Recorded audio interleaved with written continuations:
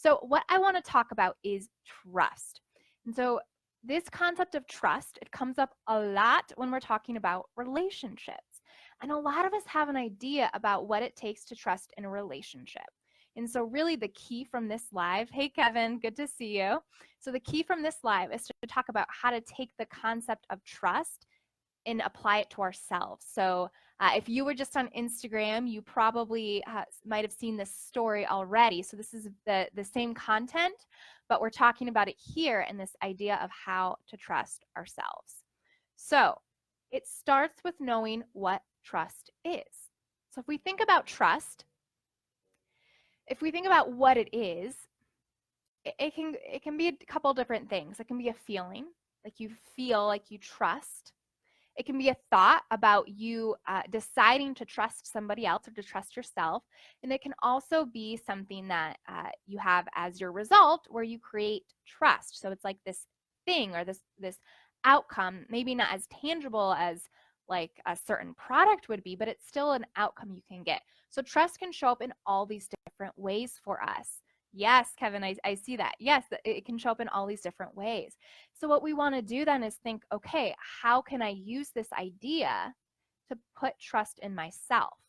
And the reason we want to trust ourselves is because when we trust ourselves, we are willing to fully show up and say the hard things that we wouldn't maybe normally be comfortable saying because we're trying to please somebody else instead of show up for ourselves. So when we trust ourselves, we let ourselves speak out in a way that's more helpful, not just for us, but for others, because we're willing to be honest and be vulnerable.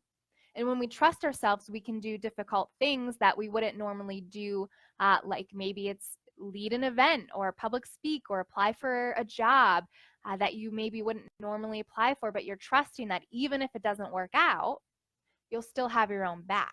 And so trust is so crucial. And it's something that I work with my clients on is how to build that self-trust. But it's also something we can talk about right here. And so the first question I invite you to answer is, what does it take to trust? So sometimes it can help to think about a specific relationship. So if there's somebody that you know that you have a lot of trust for already, think of that relationship and ask yourself, why do I have trust in this relationship? What is it about this person that allows me to trust? And write down what those thoughts are for you, because what that'll do is it'll tell you your own idea about what it takes to trust. Things that have come up for me are things like honesty. I know that I can trust them because they don't lie. They're open, they're honest, they're willing to show up. They hold their commitments to me. So if we agree to do something, they don't break the promise, they do it. And over time, we've had that relationship where it's consistent, where they continually are showing up for me. And they're continually being there for me and they're continually letting it be okay. There's also a sense of forgiveness. So if I mess up, I know this person isn't going to turn their back on me because we have that trust. I know that he'll be there for me or she'll be there for me. And so that's another way the trust shows up. So I want you to think for you, how does that trust show up? How have you established that trust? Okay. Once you have that known, the next step is then to take this and put it on you. So how can you take what you've written down and use that as a means to build trust within yourself?